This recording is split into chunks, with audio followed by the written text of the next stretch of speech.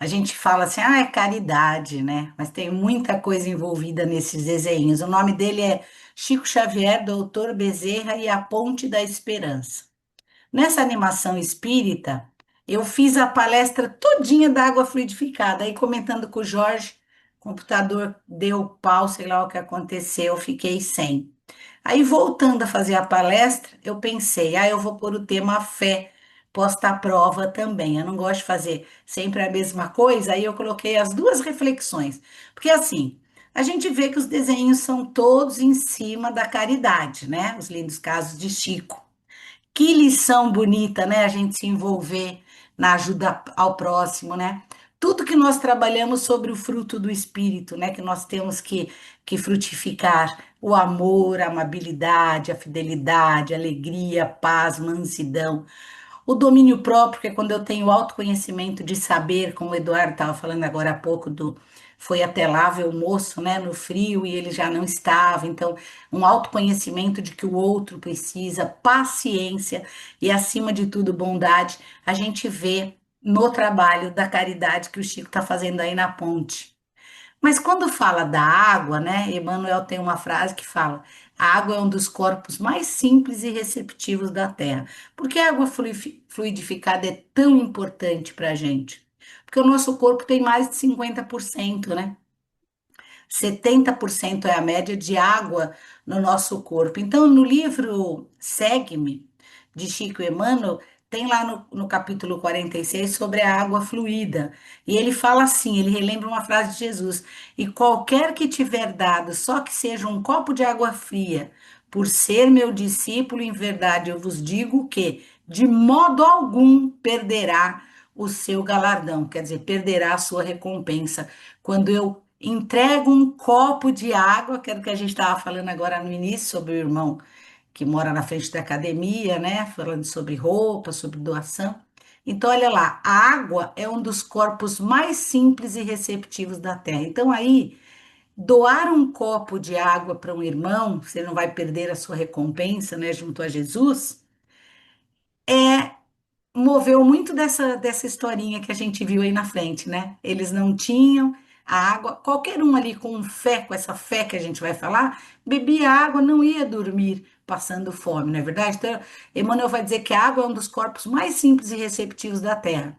É como que a base pura em que a medicação do céu pode ser impressa através de recursos substanciais de assistência ao corpo e à alma, embora em processo invisível aos olhos mortais. Então, mas só água, não é só água, né? Era a água, que é essa água que a gente sempre aprendeu a ter ali no centro e estar com os nossos copinhos hoje, né? Então, ele fala também nesse mesmo texto, segue-me, que a prece intercessória, aquela que a gente faz pelo nosso próximo, pelo pai difícil, pela esposa difícil, né? E o pensamento de bondade representam irradiações de nossas melhores energias. Então, quando eu faço a prece pelo outro num copinho ali para aquele irmão que passou mal, ou que está atravessando uma situação difícil, né? Nós não vamos perder o nosso galardão, como disse Jesus aí. Então, lembrando que a água fluidificada é uma água magnetizada, né? Principalmente pelos espíritos, contendo alterações ocasionadas pelos fluidos salitários ali colocados, direcionados ao equilíbrio de alguma enfermidade, alguma doença, né, tanto do corpo como da alma. Para cada paciente, o fluido medicamentoso será específico não só para a sua enfermidade física, mas também para as suas necessidades espirituais. Então, ela deve ser usada como um medicamento. Olha que interessante. E se manda um bom senso, que não é para a gente utilizar remédio sem necessidade, da mesma maneira a gente tem que fazer com água fluidificada. Olha que interessante. Eu lembrei quando eu li o livro Loucura e Obsessão, tinha uma fala da água lá muito interessante. Falava assim: a água, em face da sua constituição molecular, como nós temos 70%, nós somos muito mais água do que qualquer outra coisa, é elemento que absorve e conduz a bioenergia que lhe é ministrada.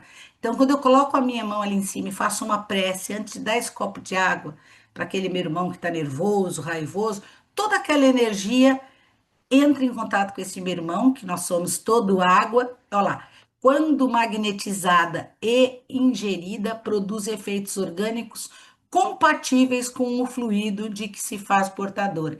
Então, todo o meu amor que eu coloco naquele copo d'água, né, vai para o meu irmão. Tem um capítulo desse livro só que fala da água. Na pergunta 103 do Consolador, pergunta assim: se no tratamento ministrado, eu e o Jorge sofremos com isso aqui. Se no tratamento ministrado pelos espíritos amigos, água fluidificada para um doente vai ter o mesmo efeito que para o outro doente. Aí ele fala assim, ó, água pode ser fluidificada de modo geral em benefício a todos, como foi feito ali no Chico. Todavia, pode ser em caráter particular para determinado enfermo, e nesse caso é conveniente que o uso seja pessoal. Então, lembrei lá da fraternidade, né? Os copinhos eram colocadas ali energias salutares para o equilíbrio do nosso corpo, né? Do nosso espírito. Aí nós tínhamos a garrafinha que colocava o nome, lembra? O nome, o endereço da pessoa. Então a pessoa levava com o nome do filho, com o endereço do neto, que ela é individual. E também quando a gente faz a cirurgia espiritual, que eles colocam, né? Eles pedem para a gente colocar lá a garrafa e a fluidificação é direcionada para aquele nosso problema físico. Então, no livro Segue-me, tá lá, ó, a fluidificação magnética, olha, feita pelos espíritos ali, como o Dr. Bezerra fez. Ah, a fluidificação magnética feita por nós. Quando eu pego um copo e ponho todo o meu amor, e se eu não tiver muita certeza disso, eu posso fazer uma prece ali naquele copo e dar água para aquele meu irmão. Ou quando a gente pede aqui a fluidificação pelos espíritos, né? Como fez Dr. Bezerra, ou a mista, que é pelos dois. Nós ali rezando e todo mundo vamos para a fluidificação das águas, como a gente faz no final do encerramento. Então, o livro traz essa explicação e esse desenho. E no livro Nos Domínios da Mediunidade, que é o que a Graça está estudando agora, no capítulo 12 tem uma passagem muito bonita do Espírito Aulus, falando que naquele pequeno cântaro de vidro com água pura que estava sobre a mesa, aí ele fala assim: dali a instantes, da mão, né, da destra espalmada daquele irmão sobre o jarro, olha só, gente, partículas radiosas eram projetadas sobre o líquido cristalino que as absorvia de maneira total. O mesmo ali no desenho do Chico. Por intermédio da água fluidificada, e continuou Aulos falando, né? Dando aula para gente. Precioso esforço de medicação pode ser levado a efeito. Há lesões e deficiências do veículo espiritual a se estamparem no corpo físico, que somente a intervenção magnética consegue aliviar, até que os interessados se disponham à própria cura, aquilo que o Eduardo estava falando, né? Chega uma hora que o drogado já não é ele mesmo que responde por ele, nós também. Vamos ali ganhando a nossa água, ajudando aquele irmão com a medicação, com muita oração, até que um dia ele mesmo tenha interesse por essa cura, né? E lá no livro Segue-me, tá assim, ai, que coisa. Ó, o espírito que se eleva na direção do céu é antena viva captando potenciais de natureza superior, podendo distribuí-los em benefício de todos os que lhe seguem a marcha. Ninguém existe órfão de semelhante amparo. Olha o que é uma água que você faz uma oração e entrega para aquele irmão, né? Para auxiliar ao outro, ao outrem e a si mesmo, basta o quê, gente? A boa vontade e a confiança positiva. Então, ali, quando viram água, eles não tiveram, né? Essa confiança positiva de que a água poderia matar a minha fome ali, no caso, né? Eu coloquei aqui os procedimentos da fluidificação, que eu achei interessante lá. A pessoa deverá colocar um recipiente de água e realizar uma oração, solicitando o auxílio dos espíritos. Este procedimento é simples, mas muito eficaz e necessita da fé do indivíduo. Se desejar, a pessoa pode fluidificar a própria água. Basta direcionar as suas mãos em direção, né, com a água e projetar os próprios fluidos. Ou ainda, se não se sente muito seguro, aquelas preces que tem no final do Evangelho, para uma criança que acaba de nascer, por alguém que desencarnou, por alguém que está em aflição, faz ali aquela prece, colocando muito amor naquela água. E aí eles falam que não é necessário que tenha dúvida se põe a tampa, né? ou não. Lembrei que quando a gente faz a cirurgia espiritual, eles pedem para, na hora da cirurgia espiritual, destampar a água. Mas aqui ele fala que esses bloqueios materiais da tampa não são entraves para o espírito, né? Ela pode ser fluidificada com a tampa, né? Que é até mais higiênica. Então, interessante isso. E aí fala assim que a terapêutica com água fluidificada traz muitos benefícios ao organismo. Apesar de não poder parar ou regredir as doenças geradas por resgate, então não é a água que vai me livrar desse câncer, né? Mas ela vai facilitar a ação medicamentosa e tem mostrado eficiente na cura dessas doenças psicossomáticas que a gente estava falando. Então, a importância da gente ter o nosso copinho de água no Evangelho no lar, né? No momento assim que você precisa se acalmar, colocar sua vibração de amor ali, pedir para o seu anjo da guarda. E eu tinha feito a palestra toda em cima daquele japonês que nós já conversamos, Masaru Emoto. Masaru Emoto fazia palestras, ele faleceu faz pouco tempo, e ele mostrava as fotografias dos cristais, né? Em copos de água que a pessoa dizia obrigada, Deus abençoe e agradeça, os cristais eram assim, ó. Esse bonito aqui, cristalzinho de água, né? Que parecem da Frozen lá do desenho. Agora, no copo que a pessoa dizia eu te odeio, quero que você morra, suma daqui, a água ficava turva. Olha que interessante a água. Então, nos seus experimentos, né, ele fez o filme Quem Somos Nós, bastante interessante. Fala do que nosso corpo é de 70% de água e por isso a nossa saúde é afetada com as vibrações negativas. O que ele diz? Que toda ação gera uma reação em nosso organismo, e a gente sabe disso. Pensamento negativo, né? Então, veja, ele provou na água tudo que a gente fala que o nosso pensamento faz conosco. Fez, inclusive, tá no livro O Poder da Água. Fez inclusive o experimento do arroz, né? Pôs um copo com arroz, já era cozido e tal, e dois copos. Em um era que lindo, que alimento, gratidão a Deus por esse alimento. E o outro era, nossa, já embolorou, está a mesma situação. Os cristais da água, dois copos iguais, e as águas ficavam diferentes, turvadas nos pensamentos e nas reações negativas que a gente mandava para aquela água. Muito interessante o estudo dele, né? Então, nessas duas lições, eu coloquei que nós tivemos duas lições dentro desse livrinho, né? Fora que todas as histórias do Chico são caridade, a gente sabe disso, né? As lições sobre a água e sobre a fé. Vocês viram que até os irmãos que estavam ali acompanhando a entrega do alimento e tal, falaram: olha, é melhor a gente não ir, não tem. Ah, fez água, mas só água, né? Então, a fé é uma coisa que a gente tem que pensar também nesse contexto do desenho. Sempre lembrando com relação à água fluidificada, que cada um de nós, né, cada um é responsável pela sua cura física e espiritual. Então tá lá. De nada adianta buscarmos recursos espirituais se não mudarmos as nossas atitudes. Não é verdade? O remédio só fará efeito, essa água que está aí, remédio, né? Só fará efeito se a gente seguir as orientações de Jesus. Amar ao próximo como a si mesmo. Quando eu digo que tem alguém passando frio perto de casa e eu fui lá, isso é amor ao próximo, né? Devemos tomar a água e sempre manter uma atitude de respeito. Então, quando a gente estava ali na fraternidade, dizia, não conversa aqui, porque as energias estavam sendo colocadas naquela água. E quando eu tomo ela, eu penso em Jesus, faço uma prece, me concentro, porque é um recurso medicamentoso que o plano espiritual nos oferece com muito amor. Não é verdade? Então, lembrei daquela que nós falamos outro dia da USP, né? Aquela técnica, a cura pelas mãos, né, baseada pela transferência de energia. Então, colocava a mão no braço da pessoa. A mesma coisa vale para a água. Entrou em 1 minuto, tá?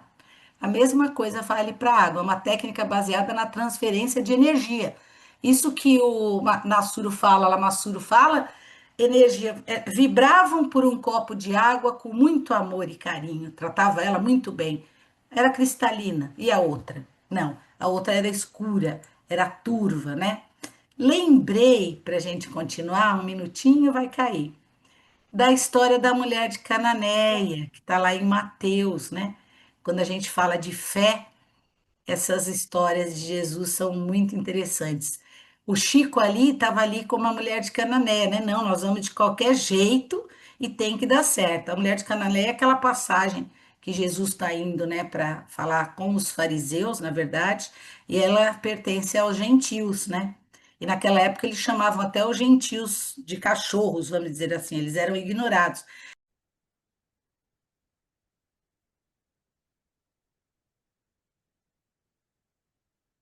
Deixa eu ver.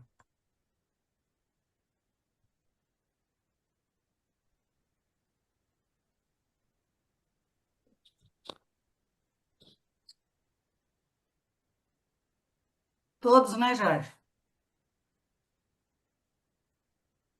Todos, eu não vi quanto. Estamos sim, todos. Menos o Jorge. Assim, todos, menos o Jorge. Éramos cinco. Então, eu lembrei da mulher de Cananeia, que traz a história de uma fé inabalável, né? Ela é humilde e persistente. Eu coloquei alguns itens aqui, porque vejam, né? o- Todos eles lá, né? Mas só a água, né? Tudo bem, não tenho conhecimento ali do que é uma água fluidificada, mas mesmo assim, né?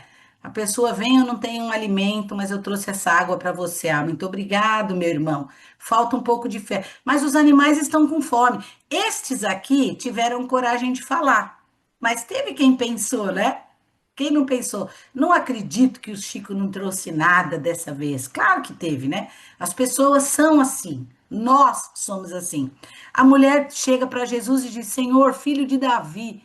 Ela reconhece Jesus como filho de Davi. Tem misericórdia de mim. Minha filha está terrivelmente endemoniada. Não sei se vocês lembram dessa passagem. Os discípulos, e ficou falando com Jesus, e os discípulos, já incomodados, falaram: Senhor, manda embora, pois está gritando atrás de nós. Eles vieram para um trabalho com os fariseus e não com os gentios, né? E Jesus fala para ela ainda: não fui enviado senão as ovelhas perdidas da casa de Israel. Quer dizer, vim para os judeus, os fariseus, desculpa. Mas aí essa frase de Jesus parece até uma rejeição, né? Não fui enviado. Mas na verdade não é. Ele está testando a fé daquela mulher e ensinando uma lição para os discípulos que queriam que ela fosse embora. Nós não estamos aí para todos? Não era isso que Jesus mostrava? Então, o povo lá da Ponte da Esperança, a gente viu que não tinha humildade e muito menos fé de achar que uma água, né? Como a gente sabe que a água é fluidificada, por ser água e por nosso corpo ser 70% de água, sim, ela tem o poder de transformar as nossas energias e até no sentido aí matar a fome dos nossos colegas. Então, tem uma metáfora nessa história da mulher. Ela fala, Jesus fala assim para ela: não é certo tirar o pão dos filhos e lançaram aos cachorrinhos. Como eu falei, os gentios eram tratados assim, né? Antes dos fariseus. Então, não era certo tirar o pão dos filhos, quer dizer, o conhecimento que ele trouxe. Então, esse termo cachorrinho não era nada ofensivo diante de Jesus, mas era assim que eles trabalhavam com os gentios, né? Uma situação de desprezo. Mas ela responde, então ela ouviu o não dos discípulos. Jesus falou com ela duas vezes, aí ela fala: Mas Senhor, até os cachorrinhos comem as migalhas que caem da mesa de seus donos. Quer dizer, eu vou ficar aqui, quem sabe uma migalha não cai para mim? Isso não é uma fé inabalável? Isso não é humildade? Porque eu coloquei lá o pensamento de alguém, nossa, mas só água? Ela insiste, né? Até Jesus fala: olha, não é justo tirar o pão, né? Lançado ali, que ele tinha ido para fazer aquele trabalho com os fariseus, mas é claro que Jesus estava testando a todos ali para mostrar que a gente tem que atender até o último, se assim for considerado, era outra época. Então, essa declaração dela, num primeiro momento pede para Jesus, reconhece ele como filho de Davi, depois insiste que, mesmo que eles são chamados de cachorros e deixados para lá, que às vezes cai farela da mesa. Quem sabe não sobra um farelinho para mim? Eu acho linda essa história, né? Então ela reconhece que Jesus é soberano e que Deus está com ele. Tem uma humildade genuína, não discute, mas tudo que Jesus faz, ela calada, espera um pouco e tem aquela resposta de confiança. Olha que isso, né? E a fé inabalável. que mesmo diante do aparente obstáculo, ele não veio com aquela situação, ela não desiste, pelo contrário, né? Ela mostra e acredita que, quem sabe, não pode sobrar uma migalhinha ali que vai mudar a realidade da filhinha dela. Assim como a gente viu a migalhona que chegou lá, né, para a ponte da esperança, né? Pela fé inabalável do nosso irmão Chico, pela fé inabalável de algumas que estavam ali, porque vocês viram que até a turma que ajudava o Chico falou: ah, é melhor a gente não ir hoje, só água, né? Então a gente precisa ter fé, fé na água, fé no que vem pela frente. Então eu coloquei aqui a pergunta: nós reconhecemos a autoridade divina? Quer dizer, Jesus disse que vai nos ajudar, que é para aguentar forte esse tranco, porque ele está lá junto com a gente, carregando muitas vezes a gente no colo. Nós somos humildes para entender isso, porque ela foi humilde o tempo inteiro. E nós temos fé. Então a gente vê na historinha do Chico todas essas reflexões, não é verdade? A lição espiritual da mulher de Canané aí mostra que Deus vai sempre exaltar os humildes, que a fé verdadeira não desiste diante dos desafios. A mulher de Cananeia teve todos os desafios até Jesus curar a filhinha dela. E Jesus responde sempre a essa fé sincera, independente da origem da pessoa, porque ali eles eram divididos por classes, né? E aí a gente lembra de uma frase que a gente fala todos os dias: Pai, que seja feita a sua vontade, como o nosso querido Chico falou. Em todo tempo, ele queria continuar ali com a água, fazendo uma oração, agradecendo a Deus. As pessoas, né, meio que revoltadas, e ele sempre com fé em Deus. E aí ele fala que a fé precisa ser provada, né? A necessidade, ele diz assim: a necessidade nos ensina e o amor nos transforma. Que nunca nos falte fé. A gente precisa acreditar que a coisa vai acontecer. Então a gente pode refletir, né? A nossa fé, a sua fé está acima desses melindres, que é o orgulho? Lembrei do nosso trabalho mesmo na fraternidade, né? Quantas pessoas desistem, né? Ó, desistimos da fraternidade por orgulho, né? Lá na casa espírita, às vezes a gente recebe um não, ou alguém faz um comentário não agradável, né? Sobre a nossa palestra, algo assim, então a pessoa, em vez de enfrentar e falar, não, eu tenho que melhorar, ela desiste, ela se afasta. Por quê, gente? Isso é melindre, isso é orgulho, né? E o Evangelho mostra muito isso. A mulher de Canané, em momento nenhum, se melindrou ou teve orgulho, ela rastejou mesmo e teve a filha curada, né? Ela disse, Senhor, mas até os cachorrinhos comem das migalhas que caem da mesa. Olha que bonito. Eles eram tratados assim, né? Jesus não estava tratando como cachorro, né? Ele quis dizer que ele veio para um trabalho X e foi fazendo aquilo para testar tanto ela e ensinar os discípulos, assim como ensinou a nós, não é? Então a migalha é pão que desce dos céus. A água não era, se a água fosse considerada por eles uma migalha, era um pão que descia dos céus. E eu lembro sempre de uma fala do Jorge: faço a palestra para Jesus. Ele fala, eu trabalho para Jesus. Então, a gente tem que prestar atenção, né, nesses detalhes. O livro Moradias de Luz, de autores diversos, ele traz essas rogativas e respostas. Imagina, eles pediram muito comida naquele dia, né? E por que das respostas? Então, ele fala assim o texto, peguei só alguns parágrafos. Para compreender certas respostas celestiais às rogativas que fazemos na Terra, vejamos algumas respostas humanas aos anseios da natureza. Aí ele vai falar: a Terra é jogada num buraco, né? A Terra, desculpa, a Terra ela é rasgada, né? Pela pá para ser utilizada para plantio. E a semente? A semente é jogada ali numa cova fria e escura.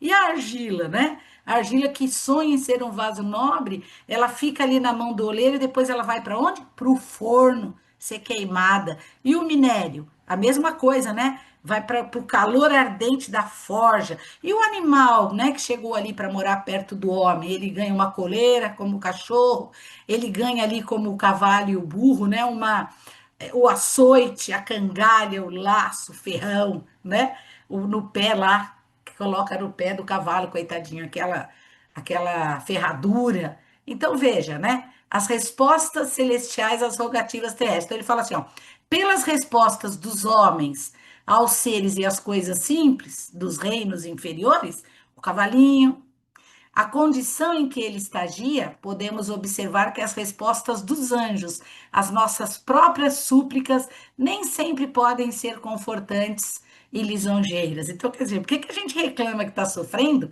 se nós fazemos isso com o reino inferiores, né, com os reinos inferiores?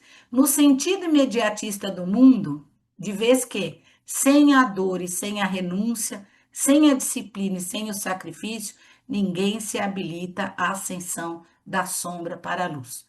Aí ele vai falar que a gente tem que se apegar na prece, ter paciência, resignação, né? Para que a gente chegue a entender o porquê da nossa dor, porquê de ter disciplina, porquê do sacrifício. Então ele começa lá dizendo: a terra a gente mete a enxada nela, a semente a gente joga numa cova escura e nem por isso ela deixa de brotar e dar um fruto maravilhoso. Porque se a gente faz isso com os reinos inferiores, a gente fica pedindo a comida e na hora que alguém chega com garrafa de água, a gente acredita que Deus nos abandonou, né? Lembra do espinho na carne de Paulo de Tarso? Ele pede para Jesus tirar e Jesus diz: não, vai ficar. Ele fala: tá bom, senhor, então vou conviver com ele. No livro Vinha de Luz também, tá lá do porquê das nossas respostas do alto. E tá lá logo no comecinho uma fala de Jesus, né? E qual o pai dentre vós que se o filho lhe pedir pão, lhe dará pedra? Não existe, não existe. Coloca os nossos animaizinhos aí que a gente tanto ama, ó, foi pro pronto-socorro lá, gastou R$ 700. A gente não dá, isso é um amor, né? Então ele fala assim: nos círculos da fé encontramos diversos corações desiludidos. Referem-se à oração à maneira de doentes desenganados quanto à eficácia do remédio, alegando que não recebem respostas do alto. Ai, como eu sou infeliz, né? Deus só mandou água, não me mandou a comida. Entretanto, a meditação mais profunda lhes conferiria mais elevada noção dos divinos desígnios. Quanto mais a gente estuda, mais a gente entende que o Senhor jamais ofereceria pedras ao filho que pede pão. Isso é fé. Nem sempre é possível compreender de pronto a resposta celeste em nosso caminho de luta. No entanto, nunca é demais refletir para perceber a sabedoria. Quando a gente vê a sabedoria ali da terra arada, do vaso que vai para o forno, do minério, né, que vai para a forja, do animal que tem correia, coloca a carroça em cima dele, a gente vai vendo como Deus é perfeito, né? Então, em muitas ocasiões, a contrariedade amarga da sua vida é aviso benéfico. E a doença que aconteceu com a gente é recurso de salvação. É ter fé. Tudo é a fé posta à prova. E um sábio disse, né, que se Deus quisesse punir a criatura, era só atender todos os seus desejos. O não é aprendizado. Aquilo que a gente falou do rapaz que falou: ah, a pessoa é pobre porque quer. Aí agora ele está pobre e diz: nossa, por que que eu falei aquilo? Ninguém é pobre porque quer. No caminho Verdade e Vida tem lá, né? Viver pela fé. Mas o justo viverá pela fé, diz Paulo de Tarso. Peguei um parágrafo também. Os dias são ridentes e tranquilos, seus dias são felizes e tranquilos, tenhamos boa memória e não desdenhemos a moderação. Calma, é um mundo de provas e expiações. Hoje está bom, amanhã não sei. Vamos agradecer. São escuros e tristes seus dias? Confiemos em Deus, cuja permissão a tempestade desculpa, confiemos em Deus, sem cuja permissão a tempestade não desabaria. Veio o abandono do mundo? Deus não te abandona. Chegaram as enfermidades, os desenganos, a ingratidão, chegou a morte aí. Eles são todos bons amigos por trazerem até nós a oportunidade de sermos justos, de vivermos pela fé de que vai melhorar, segundo as disposições sagradas desse cristianismo que a gente tanto estuda, né? É Emmanuel também. E eu lembrei da Revista Espírita, que trouxe um texto no final do ano passado sobre fé posta à prova. Ela fala, ela tem uma matéria muito interessante que fala que a fé é posta à prova em momentos graves. Pelo Nicolau de Bari, são os Claus lá, que é o Santo Nicolau mesmo, né? Daquele que ajudava os pobres, vendeu tudo, ajudava os pobres. Então, veja bem, Chico aparece ali, né, com fé que tudo vai se resolver. E eles, nessa revista espírita, era no dia 25 de dezembro do ano passado, eles fizeram uma cartinha para Jesus, falando: parabéns, Jesus. Eu não pus a carta aqui. e assinaram como discípulos dos estudos de Allan Kardec e receberam nesse dia uma psicografia de São Nicolau. E nessa comunicação dizia assim, ó, eu peguei só um parágrafo também, que a fé é posta à prova em momentos graves. Então, meu Deus, mas é muito forte o que eu estou passando em situações extremas, porque ele diz que não há como se reconhecer o bom marinheiro se a viagem transcorrer em águas tranquilas. Se está muito tranquilo, é porque vem lição por aí. É no calor das horas extremas que as virtudes são chamadas a fazer jus à dedicação dos estudos, as meditações demoradas sobre os deveres do espírito. Então, a gente estuda, estuda, estuda, e quando cai no nosso colo uma situação difícil, a gente fala, por quê? Muita gente, às vezes, indo na fraternidade, né? Eu lembro da situação da Simara, quando ela comentava na fraternidade do câncer, o pessoal fala, mas como pode uma pessoa que dá palestra, uma pessoa tão boa de Deus, ter uma doença, né? Ainda põe em dúvida, né? Desconhece tudo que a gente conversou, porque ele falou que a água fluidificada ajuda no processo de tratamento, mas não vai te desviar de um resgate, porque é uma. Olha lá, a fé vai ser sempre posta à prova num momento grave. Então eu tenho que acreditar. Venha o que aparecer pelo meu caminho, eu tenho que pensar que eu estou sendo provada. Provada se eu acompanho Jesus, sigo o evangelho da maneira que eu estou estudando. Outro que eu gostei muito, que foi o Espírito Paulo, que mandou também nessa revista espírita, foi que ele relata que eles estavam num estudo sobre a fé e no último dia do encontro eles receberam uma comunicação. Eu ia pôr só um pedaço, mas dá tempo da gente ler. Ele fala assim, o apóstolo Paulo, hein? Mandou a psicografia. É no estudo sério, nas reflexões demoradas, que se adquire a fé verdadeira, pela inteligência perfeita daquilo em que se crê. A nossa doutrina, nós estamos crendo nela, então a gente vai ter sempre muito que estudar. No entanto, a fé precisa ser provada, mesmo com você estudando e entendendo. Sem o que seria mera teoria no intelecto e nos lábios. Nas lutas diárias é que se demonstram a fortaleza, a coragem, o tamanho da confiança daqueles que passam pelas provas escolhidas. A mulher de Canané tinha uma filha endemoniada, convivia com aquilo. Não é fácil. Sabia o Cristo que lhe esperava. Tinham noção os mártires de que os leões os aguardavam, lembra? Lívia, né? Os mártires do cristianismo primitivo. Sabia Kardec, inclusive por meio de alertas dos seus protetores e do seu guia, das dificuldades, das calúnias, das dissensões, das traições que sofreria. Sim, esses e tantos outros irmãos sabiam que a manutenção das suas posições, das suas opiniões, dos seus trabalhos, seria às custas de dificuldade e, quiçá, das suas próprias vidas. Dá um medinho, né? Mas eles entristeceram-se, amoleceram, vacilaram, tomaram outros caminhos? Não. A gente sabe que quem tomou outro caminho, como Judas, por exemplo, volta com toda uma história para retomar o caminho certo, né? O caminho reto. Não. Seus corações ansiavam pelo cumprimento de seus deveres e de seus propósitos, e por isso sua fé, sua fidelidade posta à prova, triunfou. Todos terão maiores ou menores provas, gente, maiores ou menores dificuldades, todos nós. Dias de estudo, de reflexão, de conhecimento são semeaduras cujos frutos devem ser a fé robusta, não é a fé vacilante, né?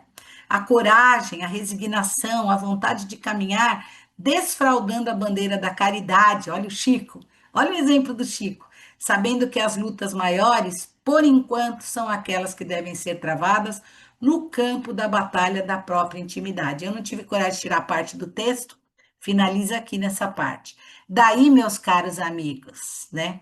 Vale a pena continuar refletindo e descobrindo que em tempos de menores provações, de menores renúncias, é que se aprende a trabalhar com as menores. Então, nós já estamos preparados, né? A gente acha que até aquele turbilhão que chegou hoje não é tão grande assim, porque a gente estuda e sabe que o Cristo está com a gente. Não pensem que farão sozinhos a mudança do mundo, mas o mundo não mudará por si próprio. Comecem por si mesmos, em suas intimidades, em suas famílias, em suas convivências, enfrentando os mais encarnecidos inimigos, que são os vícios que ainda alimentam o coração. Desfraudem a bandeira da verdade, mas façam-na tremular dentro de si mesmo. Conheçam-se, né, que é o autoconhecimento. Animem-se para o bom combate, como já dissera outrora o Cristo, e descobrirão que os pequenos passos se faz a grande jornada. Aí ele fala que as palavras dele não servem para deixar a gente, né, para arrefecer os ânimos, nem a coragem de seus corações, porque saibam, é também dessas lutas cruentas, dessas batalhas a que me referi, que o nosso Criador nos fez para a vida, para nos aproximarmos dele. E esse caminho é para aí que leva. Quanto mais nos aproximarmos de Deus, mais nosso coração se enche de força, de fé, de coragem e de alegria também. Por isso, não desfaleçam. Tenham fé. Então, assim, Chico chegou lá, né, e estava todo mundo já meio desanimado, até a própria equipe ali que trabalha, né? Ai, não vamos não, só água dessa vez. Olha o que ele diz: chamem seus anjos da guarda, clamem a proteção de Deus, né? Converse com Deus de coração sincero, reconheça as suas dificuldades, mas também meditem sobre as suas potencialidades jamais desenvolvidas. Nós sabemos fazer tantos, mas usamos tão pouco, né? Usem-na, transformem-se. Esta palavra de estudo, transformação. Que seus corações se alegrem cada vez mais pela amizade que nutrem entre si e pela conquista diária da amizade e da simpatia desses bons espíritos que estão aqui hoje conosco, né? E nos sustentam ao longo de toda a semana, porque eles velam por nós. Paulo, apóstolo Paulo. Esse é muito interessante, esse textinho que eu coloquei do Paulo, porque eles estudaram por 4 dias, e nesses 4 dias eles tiveram comunicação com a espiritualidade. Eles vêm falar o que é fé, por que que a gente não tem fé, qual a necessidade do nosso trabalho de autotransformação e de mudança, né? Para buscar o Cristo, para buscar Jesus, que nos estende a sua mão aí. E nós agradecemos por mais esse desenho do Chico, pela oportunidade de entender ali que a água é realmente uma das dinâmicas que nos sustentam, é a água fluidificada, né? Fora o passe, o estudo, né? A reflexão, a paciência, a calma, mas que a nossa fé está a todo momento posta à prova para que a gente chegue um pouquinho mais perto de Jesus, fazendo a nossa autotransformação. E que assim seja, graças